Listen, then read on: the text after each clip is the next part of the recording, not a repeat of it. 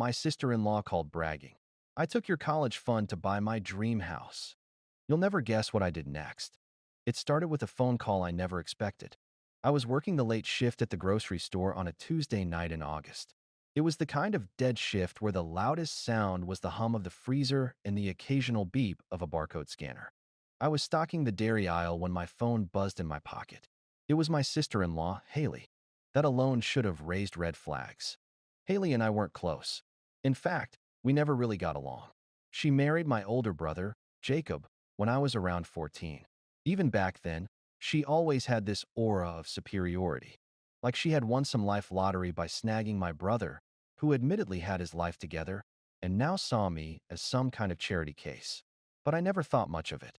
I kept my head down, especially after our parents died in a car crash when I was 11. Jacob was all I had left. I answered the call with a confused, "Hello?" Haley didn't even bother with a greeting. "You'll never guess what I did today," she said in that sing-song voice she used when she was feeling smug. "I'm at work," I replied, trying to keep it short. "Can we talk later?" "No. No. You're gonna want to hear this," she said, almost giggling. "I finally bought my dream house. 5 bedrooms, granite countertops, wraparound porch. The works." "Okay," I said, uncertain why she was telling me. "And guess how I paid for the down payment?" she asked, dragging the sentence out like she was hosting some reality show. I didn't say anything. My stomach had started to twist. She laughed. "Your college fund." Silence. I genuinely thought I misheard her. "What?" "Oh, don't act so shocked," she said. Technically, it was just sitting there. Jacob and I figured it made more sense to use it now instead of later. I mean, college isn't even that important anymore, right? And besides, you've been dragging your feet about applying. I stood there frozen, a carton of milk in my hand. That money was left for me. I finally managed to say, "Mom and Dad set it up after they died. Jacob promised me. He promised he'd keep it safe until I was ready." "Well," Haley said with a smile in her voice, "life happens. Be grateful you have a roof over your head. And hey, maybe you can find a job that doesn't require a degree. People make it work." Then she hung up. I didn't sleep that night. I went to Jacob's house the next day. He wouldn't answer my texts or calls. Haley posted a boomerang on Instagram, her holding a champagne glass in the backyard of their new home, captioned "New Beginning." When I showed up, Haley opened the door. "Oh, it's you," she said with a fake smile. "Jacob's busy. I need to talk to him." She didn't move. "He's not home." I pushed past her anyway. Jacob was on the couch, watching TV with our niece. "Why'd you let her do it?" I asked. My voice was shaking. He looked up, eyes already full of guilt. "Look, it was a tough decision. We needed a bigger place, and the market was good. I was going to tell you." "That was my future," I interrupted. "It was all I had." "You're smart," Haley chimed in. "You'll figure something out. You always do." I left before I said something I couldn't take back. The weeks that followed were a blur. I tried to pick up more shifts. I looked at community college, but even that was out of reach without financial aid. I talked to a lawyer, but since Jacob was my legal guardian when the fund was set up, and since I was underage, he had access to it. Legally, he hadn't done anything wrong. Ethically, that's another story. I stopped talking to them entirely. Until 3 months later, when I got a letter in the mail. It was from my dad's old college roommate, Uncle Terry. Not a real uncle, but the kind that shows up every Christmas and tells the same story about how he and Dad got arrested for stealing a road sign in 1986.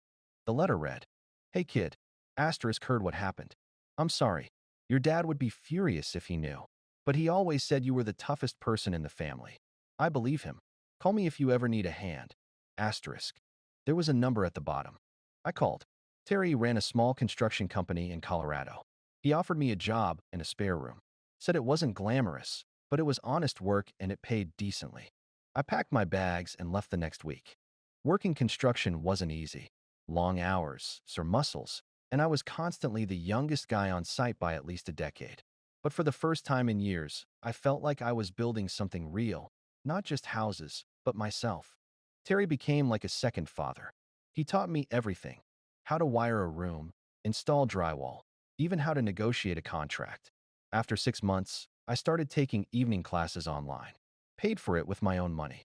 I didn't tell Jacob or Haley anything, but I watched from afar.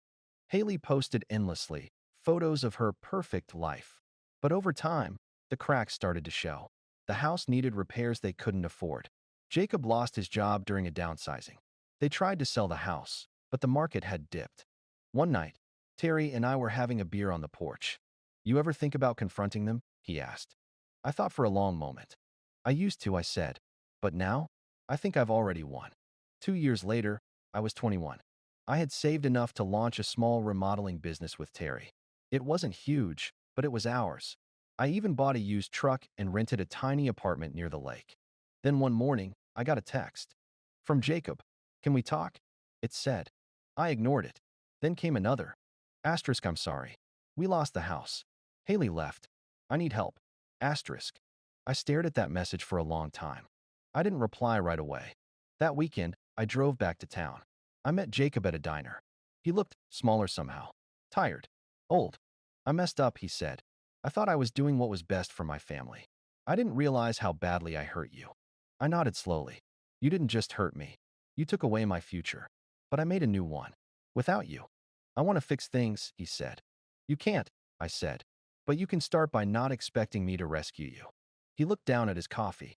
Then I slid something across the table. A business card. "Come work for me," I said. "Start from the bottom. Earn your keep." Like I did. He looked stunned. "You do that?" "I'm not doing it for you," I said. "I'm doing it for the brother I used to look up to. The one Dad would have been proud of." It's been 5 years since that phone call that changed everything. Jacob works for me now. He's sober, more focused. We don't talk about Haley much. She moved to Arizona with some realtor. Last I heard, she was trying to start a lifestyle blog. As for me, I never went to college. But I don't regret it. Because I learned something more valuable than anything a classroom could teach me. That blood doesn't always mean loyalty. That forgiveness doesn't mean forgetting. And that sometimes, the best revenge isn't revenge at all. It's becoming everything they said you couldn't be, and then offering them a hand, not to pull them up, but to show them how it's done.